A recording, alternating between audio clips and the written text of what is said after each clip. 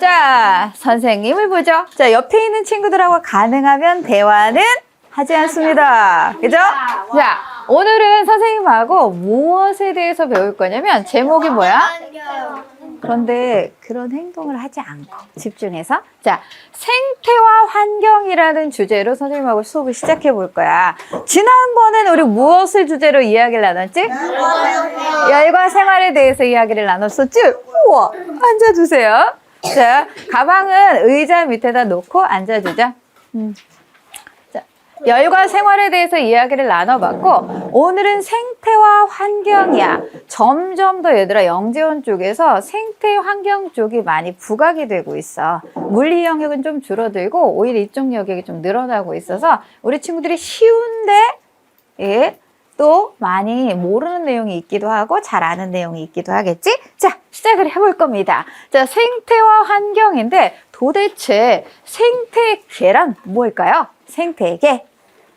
생태계 뭐야?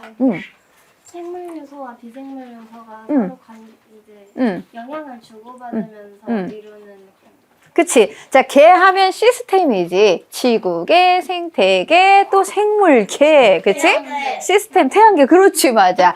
시스템이라는 것은 한 가지가 아니라 여러 가지 요소들이 서로 영향을 주고받는 유기적인 관계를 우리가 시스템이라고 하잖아. 생태계 하면 생물적 요소와 비생물적 요소인데 생태계라는 이름을 처음 쓴 사람 손에 여기다 딱 박아놨지. 누구야? 아서 펜슬리라는 사람이 생태계라는 이름을 처음 사용한 사람이야. 그런데 얘들아, 자, 생산자, 소비자, 분해자 우리 친구들이 잘 알고 있는 말이긴 하지. 자, 왜 생산자라고 불러? 아, 선생님 생산자니까 생산자죠? 뭘 생산하는데? 양분. 뭘 생산하지? 양분. 양분을 만들지. 자, 그런데 생산자를 우리가 뭐라고 부를 수 있냐면 이따가 뒤에서도 얘기하겠지만 독립 영양생물이야. 자, 뭐라고요? 독립 영양생물. 독립이라는 게 뭐지? 자, 예를 들어서 지후야, 주후야. 이름이. 대한독립 만세. 지후. 자, 지후는 부모님으로부터 독립을 했어요? 못했어요? 했는지 못했는지 나 모르겠어요. 이렇게 될 수도 있지. 그 독립이라는 게 도대체 뭔데? 자, 부모님이 이사 가면 지우가 따라가, 안 따라가? 따라가지? 그럼 독립 안 한 거야. 그러지? 그지? 부모님이 가면 내가 따라가야 돼. 왜? 나 혼자 못 사니까. 그치? 부모님이 무언가를 제공해 주셔야 살 수 있는 거잖아. 혼자 못 사는 게 아니라 노숙하면서 살면 돼요. 그렇게 사셔도 괜찮을까요? 자, 독립이라는 건 스스로 뭘 할 수 있다는 거야. 생명활동할 수 있는, 다시 말하면 유기물을 만들 수 있기 때문에 생산자인 거야. 저기 자리에 앉아주세요. 자, 독립성 영양생물인 생산자를 왜 생산자라고 하냐면 무기물에서 무엇을 만드니까? 유기물을 만드니까. 그럼 무기물은 뭐고 유기물은 뭔데? 자, 유. 없을 무 있을 유자잖아. 자, 그건 아닌데요. 자, 유기무기라고 할 때는 얘들아 탄소라는 성분을 포함하고 있으면 유기물, 탄소를 포함하지 않으면 무기물이고 대체로 유기물을 가열해서 태우게 되면 기체가 돼서 날아가. 자, 나뭇잎을 선생님이 말려서 태운다 하면 어떻게 되지? 나뭇잎 중에 일부는 기체가 돼서 날아가지. 그런데 일부는 재가 돼서 남지. 이렇게 남는 것들은 무기물이야. 자, 보통 무기물은 유기물은 뭐를 포함한다? 탄소라는 원소를 포함하면 유기물이야. 그런데 예외가 있어. 자, 광합성을 할 때 뭘 쓰지? 이산화탄소와 물을 사용하지. 물에는 탄소가 있어 없어? 없지. 거기 빈자리에 앉아보자. 얘는 그러니까 뭐야? 무기물이지. 그런데 이산화탄소, 선생님 여기 탄소 있는데요? 근데 얘도 무슨 취급을 해? 무기물 취급. 탄소 있으면 유기물이라면서요. 선생님 예외가 있다 그랬죠? 자, 일산화탄소나 이산화탄소 이런 애들은 탄소를 포함하지만 너무 간단한 구조를 갖는 얘네들은 뭐 취급을 한대? 무기물 취급. 그래서 광합성의 정의를 보면 무기물에서 유기물을 만드는 과정이야. 그래서 생산자는 무기물에서 유기물을 만든다 해서 생산자야. 자, 그럼 소비자는 뭐야? 생산자가 만들어서 소비하는. 그렇지. 유기물을 소비하니까 소비자야. 그럼 분해자는 뭔데? 소비자는 유기물 아니에요. 소비자가 죽으면 그것을 그럼 생산자가 죽으면? 생산자가 죽으면 그거예요. 자, 그쵸.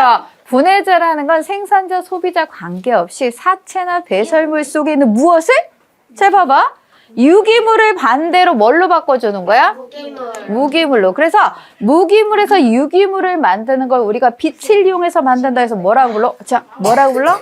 광합성이라고 부르지. 그래서 이것은 합성이야. 합성 만드니까 생산이라는 말을 쓰는 거야. 그런데 분해는 뭐야? 유기물을 분해해서 무기물로 돌려보내는 거야. 그러니까 분해라는 말을 하는 거야. 무엇이 더 큰 건데? 얘가 더 큰 거지. 작은 거에서 큰 걸 만드니까 더할 합자 합성인 거고, 큰 걸 쪼개서 작게 만드니까 분해야. 그래서 분해자야. 자, 그럼 분해자는 어떤 것이 있을까요? 분해자. 곰팡이. 지렁이는 아니지. 소비자지. 그치? 곰팡이, 버섯, 세균. 우리가 이런 것들 미생물이라고 부르지? 얘네들이 분해자인 거죠? 그래서 엄밀하게 말하면 생산자의 정의와 분해자의 정의가 어떤 거야? 반대인 거야. 소비자가 반대가 아니야. 이해됐죠? 자, 이렇게 생산자, 소비자, 분해자를 우리가 무슨 요소라 그래? 생물적 요소. 그렇다면 빛, 온도, 물, 토양, 공기는 생물이 아니니까 비생물이야. 이거 두 글자로 뭐야? 두 글자로 뭐야? 손 들고. 도전. 물체. 땡. 자, 물체 맞네. 빨리. 생명. 땡. 자연 딩동대. 오, 환경. 네. 자, 환경이야, 환경. 너무 쉬운 단어인데 생각을 안 해봤지? 그치? 비생물적 요소를 다른 말로 우리가 뭐라 그래? 환경이라고 하지. 이렇게. 자연도 포함돼요? 자연 환경이죠. 우리가 스스로 있는 환경이다 해서 자연 환경 이렇게 보여줘. 네. 자, 생물적. 자연 환경 중에 포함되는 건데 그럼 나무도 자, 여보세요. 숲이라는 것은 그냥 환경인, 전체적인 생태계인 거야. 자, 비생물적 요소는 그 속에 빛, 온도, 네, 이런 거. 유기물은 비생물적 요소예요? 아니죠. 자, 유기물은 비생물적 요소가 맞아. 왜냐면 여기에 양분 이런 것들이니까. 자, 그럼 얘들아, 이제 그 다음을 한번 볼까? 자, 생물적 요소와 비생물적 요소가 상호작용하는 시스템을 생태계라고 불렀죠? 아서 텐슬리가 처음으로 생태계라는 이름을 명명했다 얘기했어요.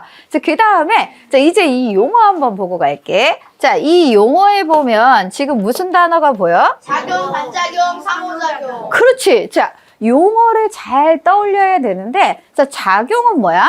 빛, 온도, 물, 토양, 공기 이런 것들을 선생님이 비생물적 요소 다른 말로 환경이라 그랬지? 환경에 의해서 생물이 적응해서 살아가겠지. 그치? 빛이라는 환경, 온도라는 환경, 토양이라는 환경에 적응해서 생물들이 살아갈 건데 이 환경이 생물에게 영향을 주지. 그걸 우리가 두 글자로 뭐라고 불러? 작용이라고 불러. 자, 환경이 생물에게 작용을 하면 생물도 가만히 있을 수 있어? 야, 네가 날 작용했어? 그럼 나도 반작용을 하겠지. 그럼 반작용은 누가 누구한테 하는 거야?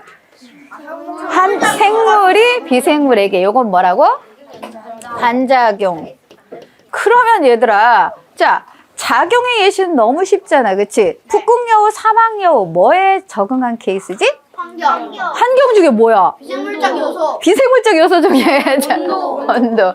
북극여우는 몸집이 크죠? 추운 곳에 사는 생물일수록 몸집의 크기는 크다. 말단부는 작다. 이게 베르그만의 법칙, 알렌의 법칙이라 그래. 그래서 북극에 사는 애들 봐봐. 북극곰 몸집이 크죠?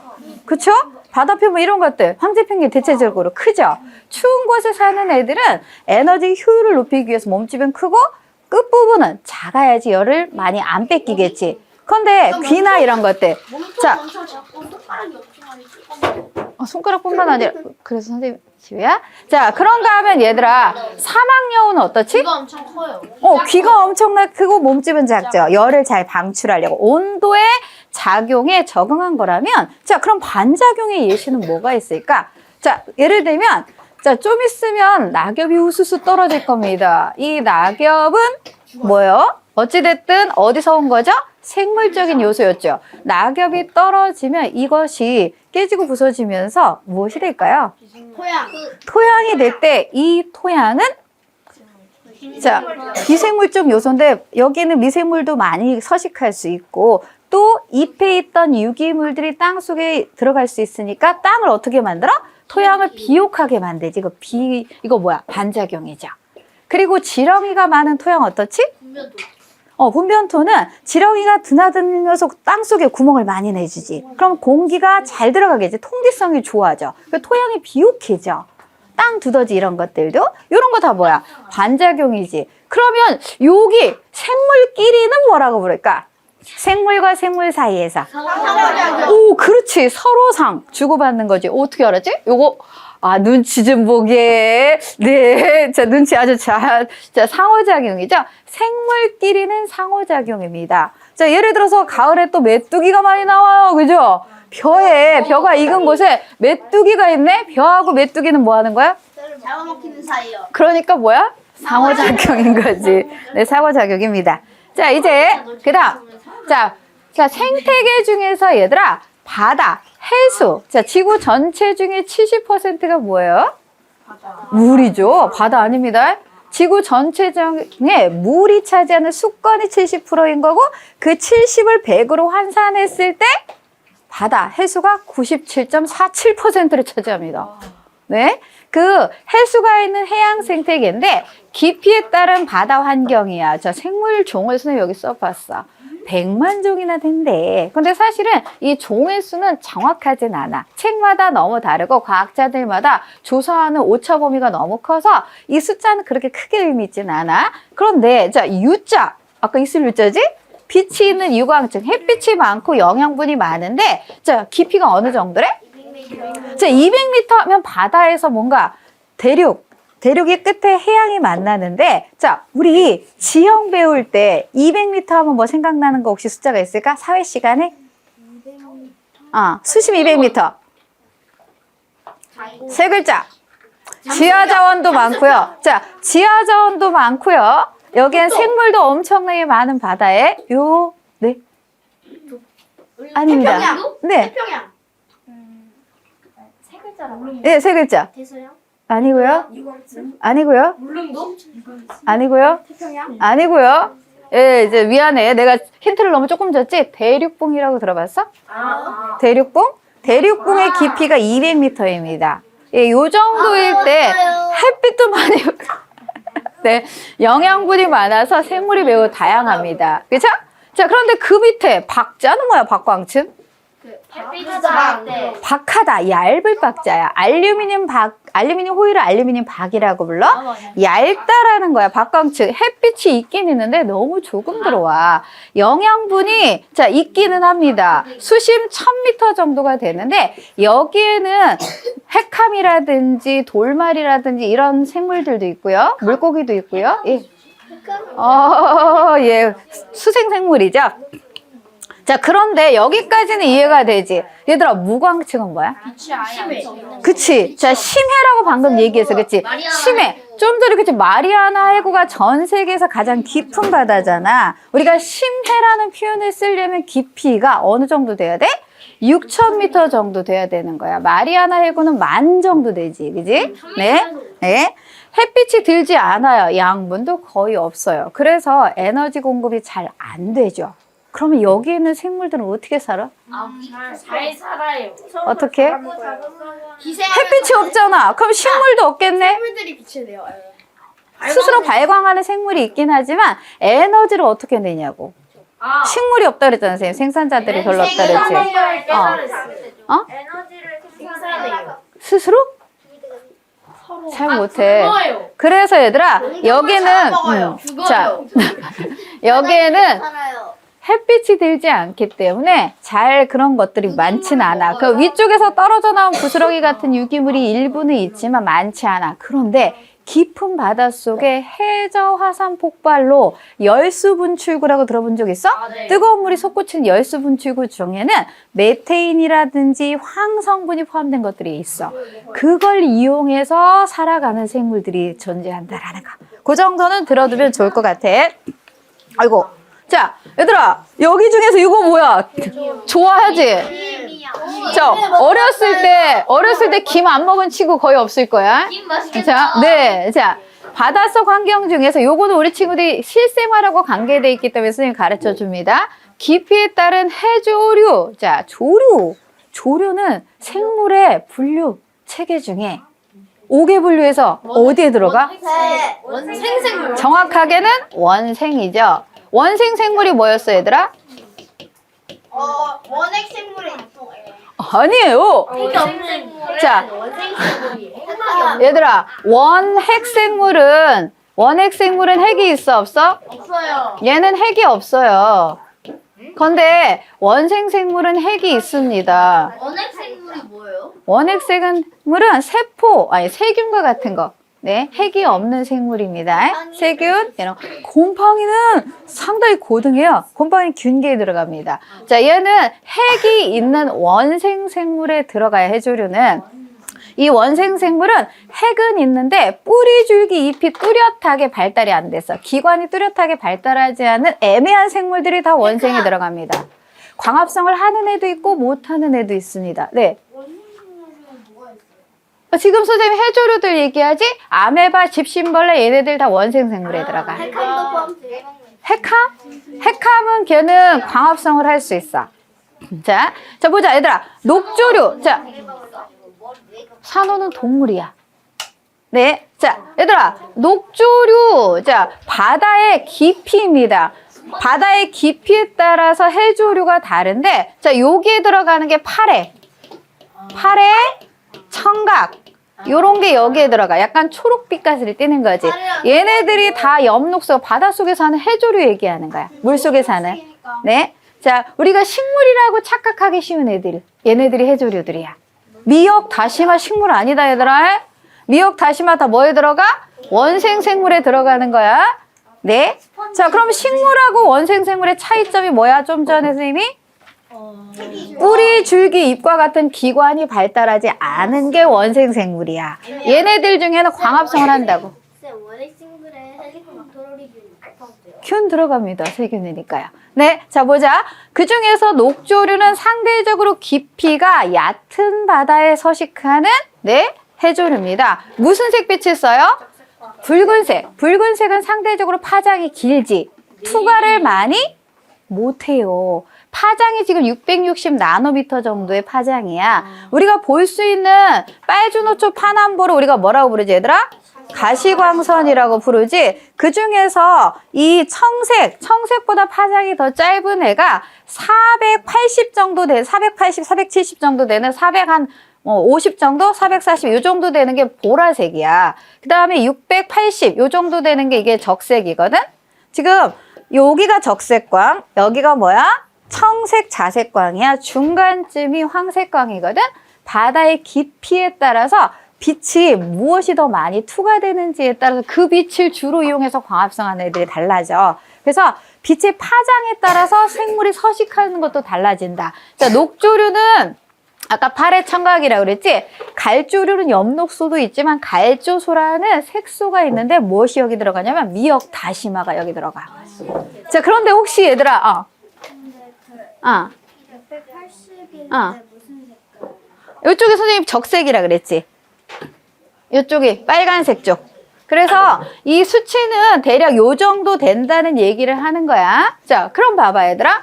자, 혹시 김을 그 묵 중에서 흰색 청포묵이라고 들어본 적 있어? 네. 동포묵 이렇게 흰 묵을 김으로 묻혀서 식당에서 가끔 나오지. 네네네. 그치? 근데 그때는 묵 색깔이 어때? 그냥 흰색이야. 근데 그렇게 해서 맛있어서 포장을 해오잖아. 그 다음날 먹으려고 보면 이 묵 색깔이 무슨 색이 될까? 핑크색이 돼. 핑크색. 맞아요. 맞아요. 본 적 있지? 자, 그러면 그 김 속에 무슨 색이 있었던 거야? 거기 비늘 의자에 앉아보자. 불구롱이야, 불구롱. 홍조소가 있어서 그게 스며들었기 때문에 묵 색깔이 변한 거야. 김은 상대적으로 깊은 바다에 서식하는 거죠. 네.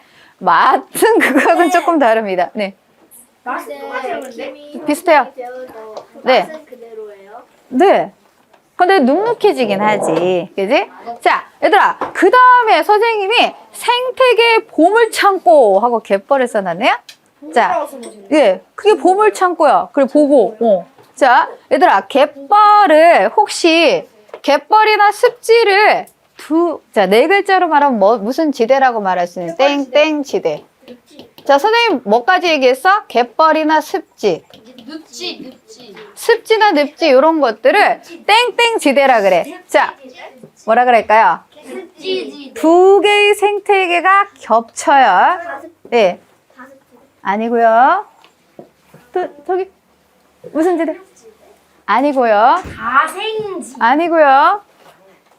늪지지대. 아니고요. 결합지대. 아니고요. 의자가 없을까? 저기 빈자리 하나 있다. 자, 저기. 자, 아니고요. 아, 예. 저 뒤에. 아니고. 아니고. 어째 대답이 안 나올 것 같은데? 충격을 완화해줘. 응. 완충지. 그치, 완충지대. 이건 너무 선생님이 대대적인 힌트를 줬기 때문에 선물 없습니다. 자, 얘네들은 완충지대라고 불러, 얘들아. 두 개의 생태계가 겹쳐지는 지대이기 때문에 생물 다양성이 상당히 높아요. 네, 이 갯벌, 바다와 육지를 이어주는데 종이 이전 1000 정도 된다. 자, 많은 생물의 터전인데, 자, 요거 뭐야? 선생님 조개류를 그려놨지? 자, 얘들아, 바지락인지 꼬막도 있고 막 있어요. 자, 그런데, 자, 이 조개에는 이렇게 두 개의 수관이 있죠? 물숫자. 자, 조개는, 자, 물을 어떻게 하죠? 빨아들이죠? 그때 물 속에 있는 유기물을 얘가 어떻게 할까요? 먹고, 그 다음에 도로 내보내죠. 자, 하루에 얼마? 5에서 10ml의 물을 걸러줍니다. 바닷물이 깨끗하게 만들어주는 거죠. 예. 우리가 먹으면 안 되잖아요. 예, 그런 식이죠. 근데 그거 정도는 아니고, 자, 이때 얘들아, 얘는, 자, 우리가 예를 들어서, 생산자를 뜯어먹는, 얘를 뭐라고 부르지? 얘가 1차 소비자를 뭐라고 불러? 다른 말로? 그치. 초식동물이라고 부르지. 그러면 이 1차 소비자를 뜯어먹는, 섭취하는 2차 소비자, 그 다음에 3차 막 이렇게 가겠지? 자, 혹시, 자, 최종 소비자는 마지막 단계. 얘들아, 3차 뒤에 4차 소비자가 될 수도 있겠죠? 자, 4차가 최종이 될 수도 있고요. 예를 들어서 2차가 최종이 될 수도 있어요. 얘들아, 이거 10차, 15차 이렇게 갈 수 있을까 없을까? 왜 없어? 있어요. 있어요? 있어요? 네. 없어요. 왜 없어요? 최대 어디까지예요? 최대까지는 아니죠. 보통 4차, 5차 이상 넘어가질 않아요. 아, 그렇진 않아요. 종 어마어마하게 많아. 올라갈수록 영양분 섭취량이 떨어져요. 오! 뭘 주지? 자. 예. 자. 자꾸 올라갈수록 에너지량이 어떻게 될까요? 줄어들어요. 그래서, 그렇죠. 그래서 몇 차 이상이 없는 겁니다. 자, 그쯤에서, 네. 생산자가 만약 줄어들면 어떻게 돼요? 나머지 생태계가 다 축소가 됩니다. 예. 쌤, 그러면 하향 평준화가 되는 거야. 생산자가 최종 소비자가 없어질 만큼 엄청나게 줄어들면 어떻게 돼요? 우리도 다 죽어. 그런 상황들이 생기지 몇 차. 그래서 얘들아, 생태계 평형에서 뭐가 나오냐면 1차 소비자가 일시적으로 늘어났을 때 어떻게 되냐, 2차 소비자가 일시적으로 늘어났을 때 어떻게 되냐, 이런 문제들을 출제하기도 해요, 실제로. 자, 그런데 그건 이따가 얘기할게. 물어봤어요. 선생님이 왜냐면 여기에서 아직 갈 길이 멀어. 1시간인데 지금 25분이 지나가서 뒤에 가서 그 얘기 좀 해줄게. 자, 선생님 물어보려고 했던 말이, 그럼 얘네들은 지금 어디에 들어갈까요? 선생님이 여기 그려놓은 조개류. 1차 소비자. 그쵸, 여기에 들어가는 거죠. 선생님이 이게 풀 뜯어먹는 거 아닌 것 같은데요? 자. 아까 선생님 뭐라 그랬어요? 유기물을 걸러서 먹는다 그랬죠? 자기가 만드는 거 아니죠? 그치? 물속에 있는 유기물을 섭취하기 때문에 얘는 1차 소비자에 해당합니다. 이 얘기를 해주고 싶었습니다. 뭐예요? 자, 식물성 플랑크톤 이런 것들입니다.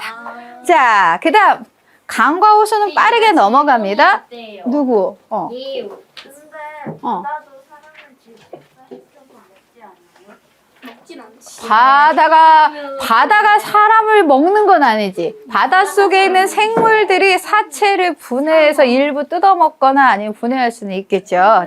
자, 강바다까지. 얘들아, 여기는 사실은 특별한 게 없지. 담수는 염수, 짠물이 아닌 민물 생태를 말하는 겁니다. 햇빛이 들어서 다양한 생물들. 자, 이렇게 여기는 선생님 조금 물가에 그려놓은 거야, 선생님이. 자, 여기 떠있는 수련, 생이가래 이런 것들이 있겠죠. 자, 그럼 여기 집진벌레도 살아요? 살죠. 자, 선생님이 요 얘기를 좀 해주고 싶어서. 자, 강도 아주 깊은 곳에는 여기 밑에가 맨 밑에를 우리가 뭐라고 부르냐면 심연대라고 그래요. 깊은 심자. 이곳에는 강도 너무 깊은 강 같은 경우에는 햇빛이 들지 않아서 식물이 거의 없고요. 죽은 생물을 분해하는 세균, 박테리아 정도만 있는 생태계도 있다. 이건 그렇게 중요한 건 아니어서. 자, 이거 얘들아. 자, 날씨하고 기후의 차이가 뭐야? 응.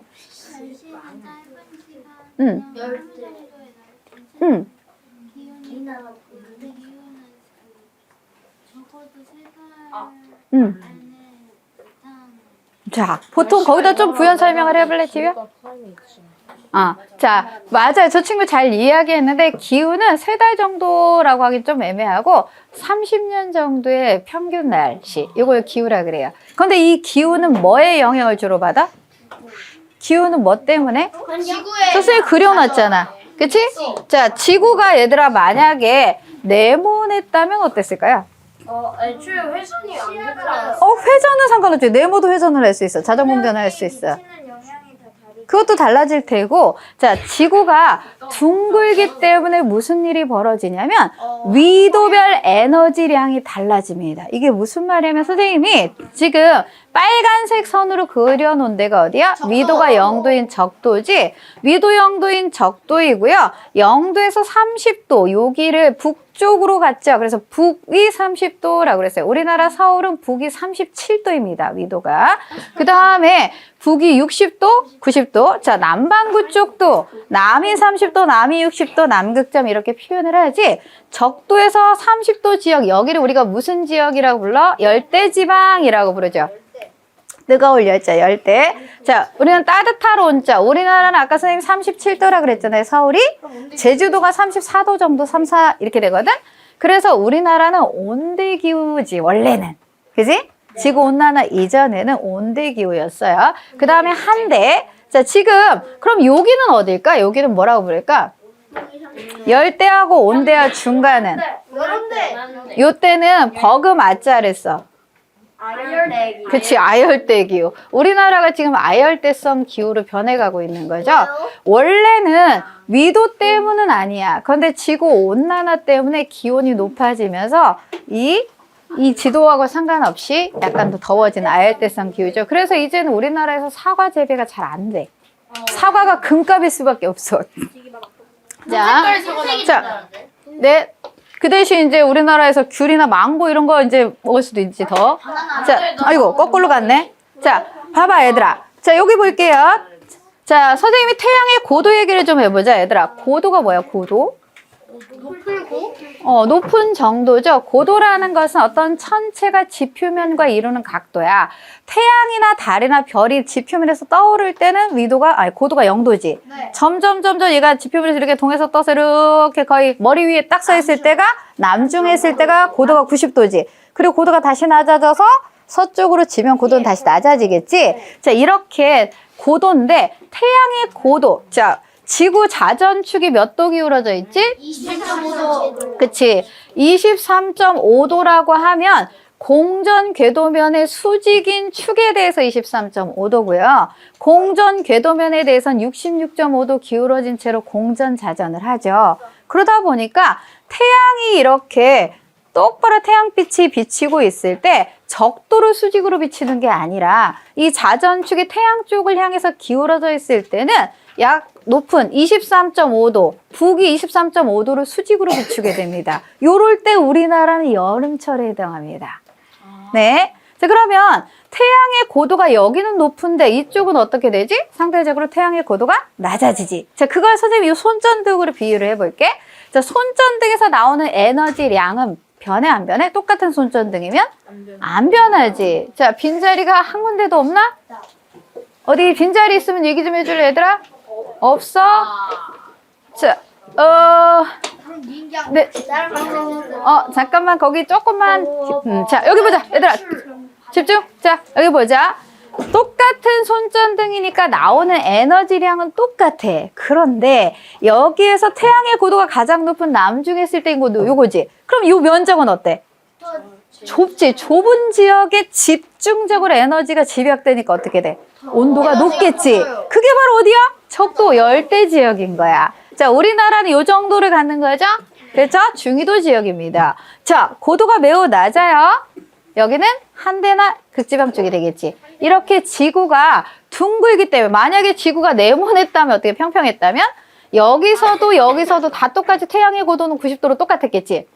그치? 근데 지구가 둥글기 때문에 위도별로 태양의 고도가 달라져서 단위 면적당 받는 에너지량이 달라집니다. 그래서 아까 열대, 온대, 한대 이게 나타나게 되는 거야. 그것 때문에 아까 뭐가 나타난다고? 기후가 나타난다고 했어요. 예. 자, 그 다음, 자, 선생님이 열대우림을 갖고 왔는데, 자, 생태계 중에서 종다양성이 가장 높은 생태계를 골라라. 그럼 뭐야? 열대우림이야. 열대우림. 응? 생물이 살기에 가장 좋은 환경이죠. 자, 똑같은 열대는, 자, 아까 선생님이, 열대가 위도 어디라 그랬지? 열대는 위도 몇 도? 0도에서 몇 도? 30도까지가 열대라 그랬죠? 이 열대 중에서 우림은 뭐야? 같은 열대는 뭐에 대한 거야? 이건 기후. 그치. 비가 많이 오는 거야. 그러면 위도는 뭐에 해당되는 거냐면 아파가 열대우림이잖아요. 그러면 아마존 잠깐만. 자, 기온. 네. 기온인 거고 그 다음에 또 하나는 뭐냐? 강수량이야. 강수량. 지금 열대는 기온에 해당하는 거겠지. 그럼 강수량은 많은 곳은 뭐야? 열대우림이 돼. 똑같은 열대에도 강수량이 적으면 뭐가 될까? 열대 초원이 됩니다. 풀 정도가 자랄 수 있는 열대 초원. 그런데 비가 더 안 오는 곳은 뭐가 될까? 열대 사막. 그치, 열대 사막이 되는 거야. 이해돼요? 같은 기후되어도 강수량에 따라서 생태계는 달라질 수밖에 없겠지. 그 중에서 열대우림은 매우 숲이 우거져 있지, 채희야. 그치? 그래서 여기 종다양성이 어떻다고? 가장 높다고. 왜 허파라는 말을 쓴 거야? 허파는 폐지. 폐는 무슨 기관이야, 얘들아? 호흡기관이야. 자, 여기에서 열대우림 정글 속에서 식물들이 광합성을 대대적으로 하겠지. 그래서 산소를 어마어마하게 방출하고 이산화탄소를 흡수하겠지. 그래서 지구의 허파 이런 말을 하는 거야. 아마존 같은 경우에도 정글 숲에 그런 말을 쓸 수 있는 거지. 자, 지구의 식물종이 대부분 여기서 식한다. 갔다 오세요. 그래서 여기에서 다른 데서 보기 힘든 게 있지. 키가 2.5m짜리 타이타나룸 이런 것도 존재하고, 그 다음에 시체 썩은 냄새 나는 꽃. 그치, 라플레시아. 걔는 몸무게가 얼마나 된대? 그 타이타나룸. 자, 얘들아. 자, 선생님 좀 전에 뭐랬어? 라플레시아 몸무게가 몇 킬로그램이라고? 몇 킬로그램 중? 350kg. 그 정도까지는 아니야. 200. 190kg. 우리 친구들보다 적게 나가. 아무렴 꽃이. 20kg. 그거보다 다운이야. 17kg. 11kg 정도 돼. 자, 이 직경이 1m 정도 되거든? 근데 제가 꽃을 피우려면 며칠이나 걸릴 것 같아? 할머니 냄새 날 하루. 자, 꽃 피우는데 한 달 걸려, 한 달. 한 달 동안 꽃을 피우는데, 한 달 동안 꽃 피워가지고 죽은 시체 냄새를 만들잖아, 얘가. 그래서 파리를 꼬아. 파리가 오게. 파리가 꽃가루 바지 해주는 거야. 네. 파리가 시체 냄새, 죽은 사체에 많이 오잖아. 그러니까 시체 냄새를 일으켜가지고 파리를 유인해서 파리가 꽃가루 바지를 해주는 게 라플레시아예요. 라플레시아. 그런데 한 달 동안 꽃 피워서 며칠 정도 살아남냐, 꽃이? 3일에서 7일밖에 못 살아. 자, 이게 타이타나룸이 키가 제일 크지? 그지? 2.5m야, 2.5m. 얘들아, 이 바닥에서 이 천장까지가 2.5m가 채 안 되거나 그 정도밖에 안 돼. 입단만한 식물인 거야. 그래서 열대우림은 이렇게 다양한 평상시에 볼 수 없는 생물이 살 수 있다. 쌤은 라플레시아가 네. 우리나라에서 발견돼요. 안 됩니다. 자, 이제 온대 낙엽수림. 자, 온대면 위도가 어떻게 되는 거야?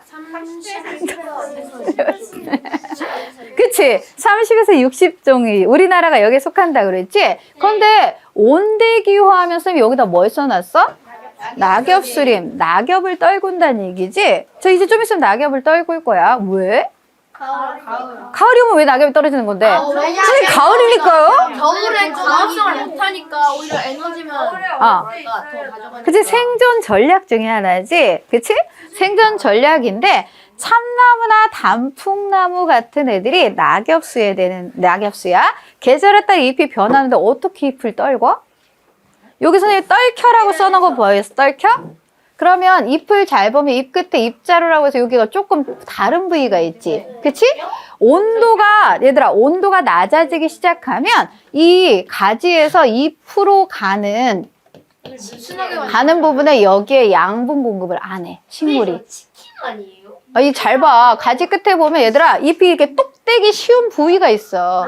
거기가 떨켜라 그래. 그래서 여기에 양분 공급을 안 해주면 서서히 어떻게 돼? 이 부분이 약해지겠지. 그래서 뚝 떨어지는 거야. 증산작용도 줄이고 에너지 낭비도 줄이고. 자, 그래서 사계절에 따라서 이렇게. 자, 그런데 우리나라 온대 지역인데 아까 선생님이 무슨 얘기를 했냐면 열대우림, 열대초원, 열대사막해서 기온 강수량 얘기도 했지.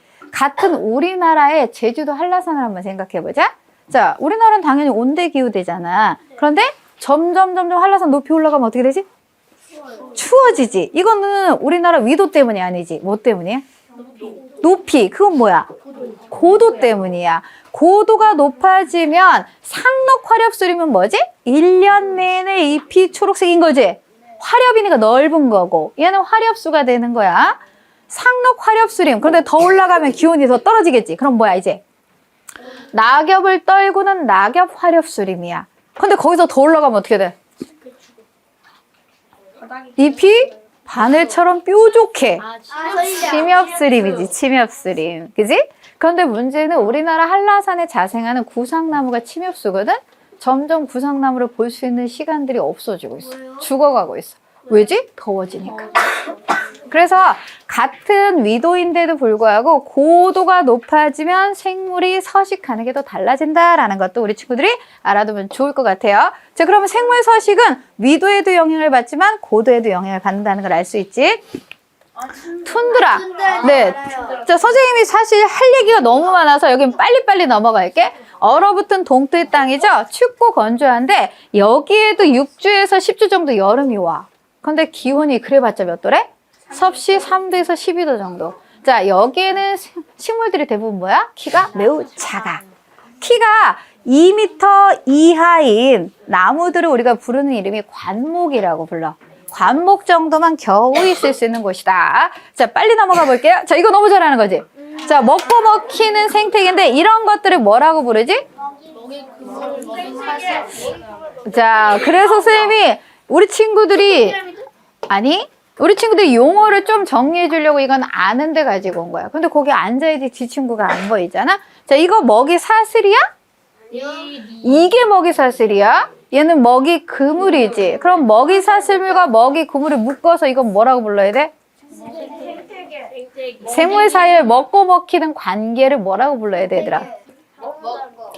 먹이 연쇄라고 불러야지. 먹이 연쇄. 먹이가 연쇄적으로. 자, 생산자가 유기물을 만들면 그 유기물이 1차 소비자한테 들어가는 거죠. 먹고 먹히는 먹이 연쇄가 아까 선생님 무한대까지 간다? 아니라고 10차 이렇게 갈 수 없다 그랬죠. 상위 단계로 갈수록 에너지량이 점점 줄어들기 때문에 그 이상 갈 수가 없어요. 근데 먹이 연쇄가 먹이 사슬처럼 이렇게 단순해지면 어떻게 돼? 얘가 멸종하는 순간에 얘네들 위태롭겠지. 그런데 먹이 연쇄가 그물처럼 복잡하면 한 종이 멸종해도 다른 먹이를 먹고 생태계는 안정적으로 유지된다는 거 너무 잘하는 거잖아, 이거는. 그치? 근데 선생님 이거 왜 갖고 왔다고? 이 말과 이 말을 구분을 못 하더라고, 친구들이. 그래서 선생님이 이 얘기는 갖고 온 거야. 먹고 먹히는 관계가 연속적이다. 먹이연생. 자, 이제 생태 피라미드인데 이거 너무 쉬운 거지. 그지? 위쪽으로 갈수록 어떻게 돼? 양이 줄어든다. 개체수가 줄어들어요. 그죠? 생물량도 줄어들어요. 이건 당연히 잘 아는 거야. 대체로 그런 거죠. 한두 개수 차이가 아니라. 그런데 이거 피라미드 형태지. 그런데 피라미드 형태가 반대인 것도 있네. 뭐가 있을까? 지금 삼각형이 아니라 역삼각형인 피라미드가 존재할 거거든. 선생님 PPT를 넘기면 무엇이 있을까 생각해봐. 자, 이건 걸어야지. 안 돼.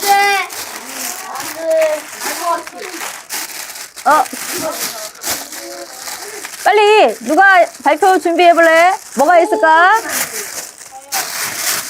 네. 자, 2개가 있어요. 하나씩. 이번에는 어렵지 않아서. 자, 네, 누구? 자. 영양 피라미드? 아닙니다. 아까 한 번 맞췄고, 또, 도전할 사람, 죽는 개체수? 아하, 그건 아니고, 에너지의 양? 에너지양 아니고, 에너지양 이렇게 갑니다. 예. 멸종 위기. 아닙니다. 엄마. 쉬운 것도 있고, 어려운 것도 있어요. 작은 힌트. 지난번에 선생님 물 할 때, 물이 오염되는 원인 하면서 이 얘기를 한 것도 있어. 물이 언제 있어요? 물 했어, 물 때문에 생태계가 죽어가서 이제 반대로 그 이제 응. 사생활 포식자가 없으니까 반대로 많아지고 아, 좋은 생각이다, 아니야? 민성이? 그 소비 에너지의 양? 에너지량 아니고? 해양 생물의 응. 개체수는 이렇게 됩니다. 예. 잡아먹는 먹이의 양. 아닙니다. 자, 몸에 딩동댕! 자, 그걸 뭐라고 불러? 4글자. 생물에 쌓여. 생물 농축이라고 부르지. 자, 그러게 선생님 물 할 때 미나마타병, 그 다음에 이따이병 얘기해줬잖아. 그런데 그거 말고도 있어. 자, 몸집의 크기, 에너지 피라미드 이렇게 가는 게 맞아. 그런데 봐봐, 얘들아. 생물 농축. 자, 생산자보다 1차, 2차, 3차 최종으로 갈수록 몸 안에 있는 무엇이? 중금속과 같은 농약과 같은 물질들이 점점 쌓이는 양은 상위 단계로 갈수록 많아집니다. 또 이거 쉽잖아. 선생님 저건 누가 대답할 줄 알았다. 그치? 위로 갈수록 몸집이 커지잖아. 너무 쉬운 거였는데. 자, 그리고 이 얘기를 하고 싶었어. 에너지 효율. 자, 에너지 효율. 무조건 아니고 선생님 뭐라 그랬어? 대체적인 거야, 항상. 자, 봐봐, 얘들아. 보통 몸집이 큰 것들이 몸집이 작은 것을 잡아먹죠. 물론 아닌 것도 있어요. 대체라 그랬어요. 자, 얘들아, 에너지 효율은 물리 시간에 배우잖아. 그지? 에너지 효율은 뭐야?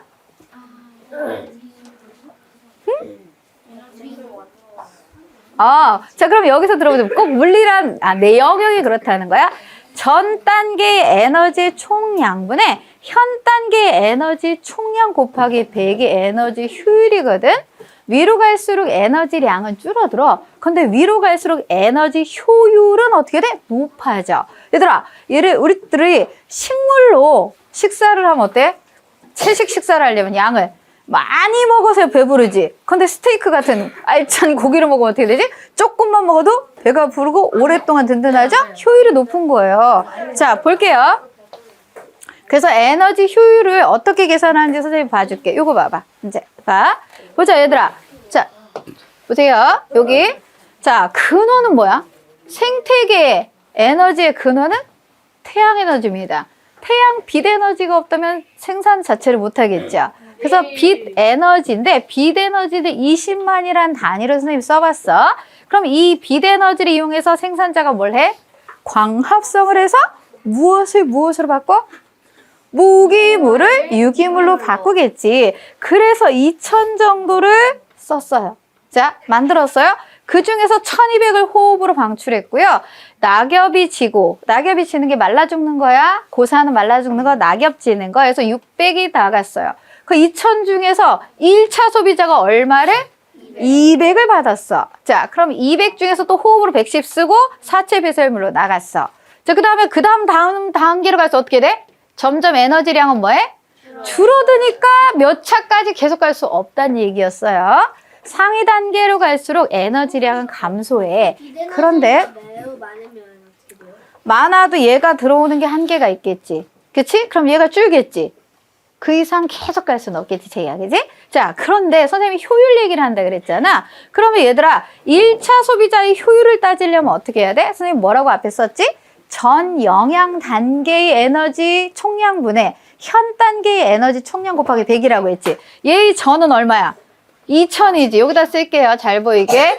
2000분의 200 곱하기 100이면 이거는 얼마야? 이게 10이 되니까 몇 퍼센트? 얘는 10%의 에너지 효율이야. 그런데 2차 소비자는 전 단계가 200이야. 그 중에 30, 그렇지 100. 얘는 몇 프로로 늘었어? 15%로. 자, 그런데 3차는 30분의 6이야. 그럼 얼마야 이거는? 20%. 자, 좀 전에 선생님이 거꾸로 역삼각형인 피라미드가 뭐가 있다고? 이제 복습이야. 그렇지. 생물 농축, 몸집의 크기, 에너지 효율. 됐죠? 네. 그래서 우리 친구들이 좀 잘 아는 것은 빠르게 넘어가고 조금 모르겠다 싶은 것들을 계속 이야기해 주는 거야. 그러면서 여기서 또 우리가 무엇을 할 수 있냐면 빛 에너지가 공급이 안 되면 어떻게 될까요? 다 죽어요. 결론적으로 연쇄적으로 살 수가 없겠죠. 자, 에너지는 지금 어떻게 되는 거지? 얘는 빛 에너지였지. 근데 이쪽 생산자로부터 무슨 에너지로 바뀌는 거야? 아까 유기물 형태로 바뀌는 거지. 그래서 생태계에서 에너지는 빛 에너지가 생산자에서 유기물 형태로 바뀌고 나서는 유기물의 형태로 계속해서 흐르는 겁니다. 자, 에너지가 외부에서 공급되지 않으면 계속 흘러버리니까 계속 유지가 돼야 안 돼? 안 돼. 그래서 에너지는 흐른다야. 그런데 물질은 어떻게 될까요? 에너지는 태양이 공급되지 않으면 흘러서 없어지니까 계속 지속이 안 돼. 그런데 이 생태계에는 다양한 물질들은 어떻게 될까요? 순환을 합니다.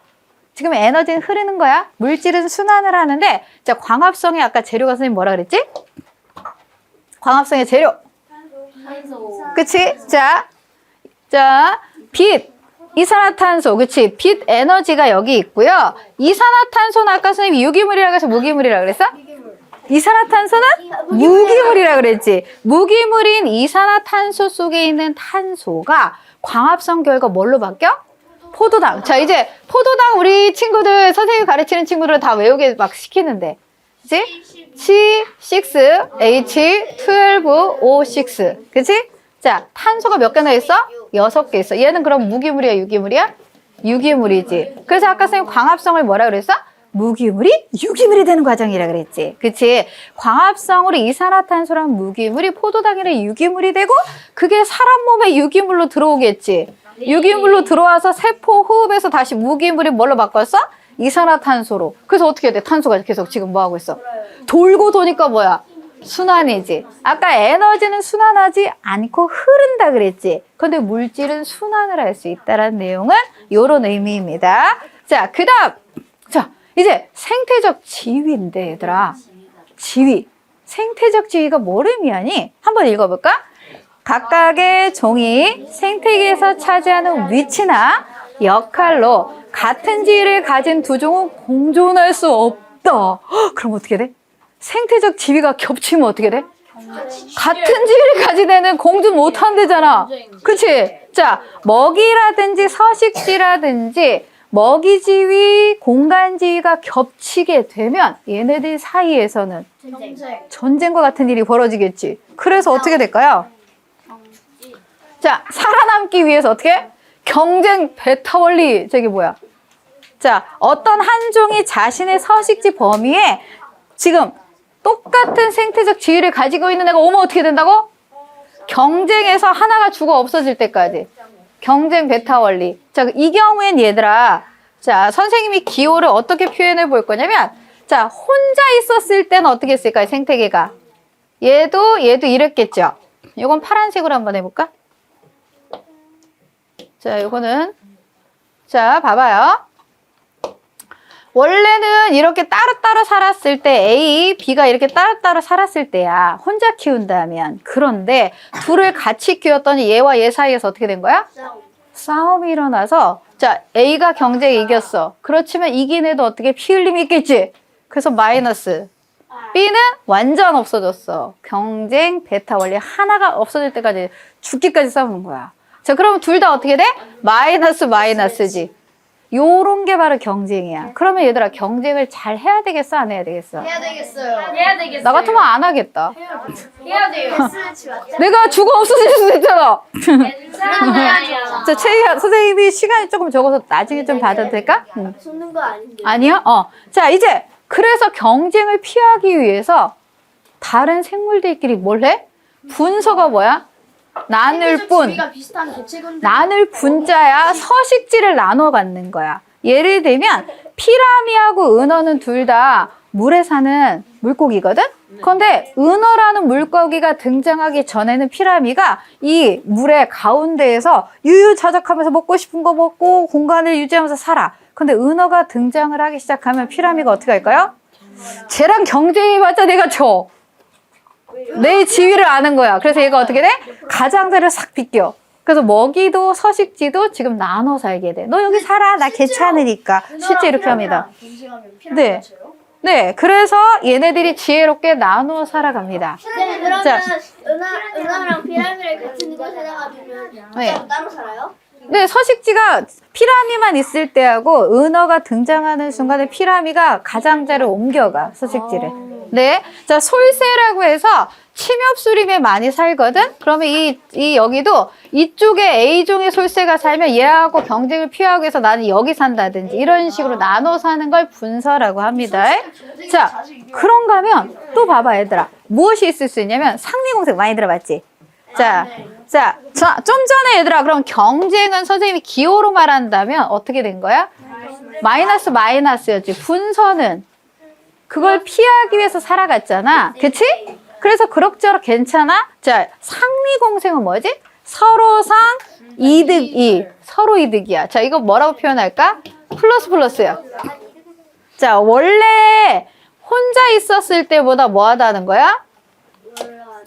자, 얘도 늘어난 거지. 얘도 늘어난 거야. 서로 이득인 거야. 무엇이 있어? 말미잘 있어요. 말미잘만 흰 동가리. 자, 말미잘을 어떻게 해야지? 가만히 있어야 되지. 내가 먹이를 찾아서 갈 수 있어? 없잖아. 그치? 근데 흰 동가리가 유인해 오지. 그래서 말미잘은 앉아서 먹이를 먹을 수 있고 흰 동가리는 은신처가 생기고. 그치? 자, 악어새 잘 아는 거지? 그치? 꽃과 곤충? 자, 요거 잘 모를 것 같아. 콩과 식물. 강낭콩, 완두콩, 뭐 이런 콩과 식물들의 뿌리에 기생해서 사는 세균이 있어. 뿌리옥 박테리아, 아조토박터라고 하는 이 세균은 콩과 식물의 뿌리에 보면 이렇게 혹처럼 막 달려. 근데 여기에 여기 기생은 아니야, 미안해. 공생하는 거지, 상미공생. 얘는 뭘 하냐면 식물들이 흙 속에 있는 질소가 포함된 양분, 대기 중의 질소는 식물이 그냥 못 써. 근데 이 대기 중의 질소가 이 속에 있는 이 뿌리옥 박테리아가 식물이 쓸 수 있는 이온 형태로 바꿔줘. 바꿔주니까 식물이 잘 자라겠지. 그치? 서로 이득을 주고받는 거다. 박테리아는 무슨 이득을 받아요? 얘가 양분을 섭취 여기서 하니까 서식조가 생긴 거지. 양분을 섭취하고 네. 콩은 약간 이온으로. 그러죠. 근데 그런가 하면 이건 그래서 풀풀이지. 그럼 풀풀 말고도 있겠지. 아이고, 편리공생은 뭐야? 편자가 무슨 편자야? 풀영. 편식하면 안 되지. 그치? 편식, 치우치면 안 되는 거야. 자, 한쪽만 이득인 거야. 그럼 어떻게 돼? 한쪽은 플러스, 한쪽은 뭐 마이너스야? 없지. 플러스 0. 0. 이득도 손해도 없는 거야. 자, 예를 들면 빨판상어, 얘는 그대로인데 얘만 소폭 어떻게 된 거야? 올라가는 거야. 얘가 뭐 한 거야? 편리공생하는 애지. 자, 빨판상어가 바로 얘야. 이득 보는 애. 얘는 이득. 거북이는 아무 이득 손해가 없어. 거북이 몸에 얘가 붙어서 이동하는 거야. 얘를 타고 가는 거야, 얘가. 쌤, 그러면 자동차 같은 거. 자, 그럼 거북이가 자신의 뒤에 뭔가 무거워져가지고. 근데 걔가 못 느낀대, 잘. 따개비와 혹동고래 몸에 따개비가 붙어서 이동하는 거지. 그러니까 얘는 이득도 손해도 없고 얘가 이득인 거야. 민성아, 그치? 이리야. 근데 붙은 그러면 떨어질 수가 있어요. 떨어질 수는 있어. 따개비도 잘 안 떨어져. 걔는 수중 접착제, 따개비나 홍합 같은 경우에 물 속에서도 파도 치는데도 안 떨어져야 되지. 그걸 본떠서 수중 접착체를 만들기도 해.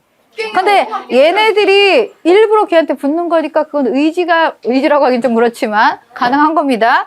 자, 이런 것들, 황로, 물소, 이런 애들, 황제, 청소새우와 해삼. 한쪽은 이득, 한쪽은 이득도 손해도 없으면 뭐라고? 편리공생. 자, 지금 갈 길이 좀 멀어서 빨리 갈게. 준비한 게 좀 많아. 기생은 뭐야? 한쪽 이득, 한쪽은 손해지. 이거 선생님 기생충 그린 거야. 자, 그런데 기생충은 잘 알지. 그치? 우리 몸에도 기생충이 있잖아. 특히 여름에 자, 채소들을 유기농으로 그냥 농사지어서 우리가 먹는 경우에 농약 같은 걸 많이 안 하다 보니까 기생충이 거기 알이 있는 경우가 있어. 그래서 여름 지나고 가을이 되면 구충제를 먹어야 됐어, 옛날엔. 근데 요즘 하도 농약이나 이런 것들이 많아서 구충제를 굳이 안 먹어도 되는데 옛날에 기생충이 많았다, 우리나라 사람들 뱃속에. 자, 한쪽은 이득, 한쪽은 손해. 이건 뭐야? 플러스 마이너스지. 자, 그 중에 선생님이 이 얘기 좀 해주고 싶어. 나무와 겨우살이. 그치, 나무. 자, 겨우살이는 뿌리를 땅에다 안 내려. 어디다 내려? 나무 줄기에다 내려서 이 나무가 물관으로 양분을 빨아들이면, 기생이야. 그래서, 나무는 마이너스, 누구는? 겨우살이는 플러스. 겨우살이 뿌리 뽑으면 네. 그 뿌리가 없어. 그래서 나무 이렇게 들으면 뚝 떨어지는 이 정도. 그래서 낫 같은 걸 이렇게 잘라서 채취를 보통은 해. 근데 얘가 약용으로 많이 쓰여, 약처럼. 선생님 근데 나무가 죽어버리면 걔는 그러니까 죽이지는 않아. 그게 아니라 나무가 만약에 죽으면 겨우살이도 같이 죽는 거예요? 예를 들어서 코로나 같은 경우도 얘들아, 병원체가 처음 출현을 할 때는 그 숙주세포를 처음엔 위협을 많이 해. 근데 이게 계속 단계가 지나갈수록 숙주를 죽이면 어떻게 되지? 자기도 죽지. 그래서 나중에는 약간 약화되는 경향이 있어. 처음에 코로나 걸렸을 때하고 요즘 코로나 걸리면 옛날같이 안 아파. 그지? 예를 들면 감기도 마찬가지야. 숙주세포를 죽이지 않아, 갈수록. 일부러 겨우살이를 지배하는 경우도 있어요? 뭐 할 수는 있겠지. 자, 얘들아, 이건 뭐야? 피식과 포식인데 눈신토끼하고 스라손이라고 그래서 눈신토끼는 평상시에는 갈색 털이지 겨울에 눈이 오면 색깔이 흰색이 되는 토끼 있어. 그런데 눈신토끼가 늘어나면 스라손이도 얘를 잡아먹으니까 먹을 것이 늘어나지. 그때가 얘가 너무 잡아먹어서 얘가 줄어들면 얘도 줄어들어. 그래서 10년을 주기로 늘어났다. 줄어들었다, 늘어났다, 줄었다. 주기적인 변동을 하는 잡아먹히는 피식과 포식인데 이때 누가 피식이고 누가 포식일까? 토끼가 피식이고 스라소니가 당연히 이걸 보면 알겠지. 근데 그래프만 있다면 어떻게 할 거야? 먼저 늘어난 얘가 그렇지. 그렇게 먼저 늘어나는 걸로 볼 수도 있고 또 파란색이 포식? 양이 개체수가 많은 게 피식이야. 그지? 그렇게도 볼 수 있어요. 그래서 머리를 좀 쓰라고 선생님이 가져온 거고. 자, 그 다음에 좀 전까지는 얘들아 다른 종끼리였어. 다른 종끼리. 이번에는 같은 종 내에서 자, 경쟁을 피하기 위해서 뭐란데? 텃세 부려. 예를 들어서 형제 자매가 있는 경우에 여기 내 방, 여기 형 방. 그러면 내 방 왜 들어왔어? 들어오지 마. 어제 그랬어요. 그지? 요거 뭐 하는 거야? 텃세 부리는 거야, 텃세. 그지? 세력권. 네. 언니가 제 방에 들어와서 왜 들어오냐고 물어보니까 그러면 언니 나한테 텃세 부리는 거야? 텃세가 뭐야? 그럴 수 있어. 텃세. 자, 은어나 까치는 여긴 내 영역이고 오지 마. 이렇게 자기 영역을 분할하는 거 텃세입니다. 자, 순위제하고 리더제를 좀 구분을 해보자면 순위제는 1번부터 끝번호까지 번호가 있는 거야. 1순위, 2순위. 그렇지. 1순위, 2순위, 3순위가 있는 거야. 큰 뿔량이나 닭이 먹이를 쪼아 먹는데 순위별로 쪼아 먹어. 그런데 순위제하고 리더제의 차이점은 뭐야? 리더는 한 명. 그치. 한 명 빼고 나머지는 똑같은 거야. 요게 바로 리더제야. 기러기나 양이나 늑대, 무리 중에서 리더가 하나 있고 나머지는 똑같잖아. 요게 리더제하고 순위제의 차이점이야. 자, 선생님 가능하면 지금 시간이 거의 끝나서 질문을 안 받을게. 미안해, 얘들아. 자, 사회생활. 개미, 벌. 자, 뭐 하는 거야? 너 병정개미 근데 얘네들은 얘들아 꼭 혈연관계라고 말하기는 어려워. 네, 분업을 하는 거야. 근데 가족생활은 얘네들은 혈연관계야. 같은 종 내에서도 경쟁을 피하기 위해서 뭘 한다? 그럼 아까 봐. 텃새나 리더제, 또 순위제, 사회생활, 가족생활은 같은 종내에서 경쟁을 피하는 거지. 아까 상리공생 선생님이 가능하면 시간이 지금 뭐예요? 인간은 가족생활을 하죠. 순위제 아니에요? 네. 순위제? 가족생활. 자, 그래서 아까 종과 종 사이의 경쟁인지 종 내의 경쟁인지 구분해 주면 돼. 자, 환경이 변하고 있어요. 그죠? 이게 문제죠. 그죠? 자, 생태계가 계속 유지되려면 환경이 유지돼야 될 거 아니야. 그지? 근데 환경이 변화하는데 지구온난화. 자, 지구온난화, 온실기체, 무엇 알고 있어, 우리 친구들? 이산화탄소만 많이 강조돼 있지. 그런데 온실기체 중에 제일 많은 건 뭐야? 수증기야. 자, 온실기체 중에 전체 3분의 2가 수증기야. 그런데 왜 수증기 얘기는 안 하고 이산화탄소 얘기만 하는 거야? 수증기를 우리가 바꿀 수 있는 건 아니지. 그지? 그러기도 하고 이산화탄소가 많아지면 기온이 어떻게 돼? 올라가요. 높아지죠. 공기의 기온이 높아지면 공기 중에 포함할 수 있는 수증기량이 많아져. 이게 문제야. 그러면 공기 중에 수증기량이 많아지면 어떻게 돼? 얘들아, 더워도 건조한 날은 어떻지? 괜찮아. 견딜만 해. 그런데 비 오기 전에 후텁지근한 거 있지? 네. 아주 찝찝해서 불쾌지수가 엄청나게 올라가야지. 습도가 높아지면 이렇게 돼. 지구가 이산화탄소가 많은 것도 문제지만 우리가 수증기를 바꿀 수는 없어. 물에서 증발하는 걸 우리가 어떻게 할 거야? 그치? 인간의 활동으로 수증기 조절은 안 돼. 그러니까 수증기 얘기를 별로 안 하는 거야. 근데 그래서 수증기가 온실기체를 모르는 친구들이 너무 많아. 온실기체 중에 제일 많은 건 수증기다. 그렇지만 이산화탄소가 많아지면 기온이 높아지면서 공기 중에 수증기가 양이 더 포함할 수 있는 양이 많아진다. 그래서 지구온난화는 더 심해지는 거지.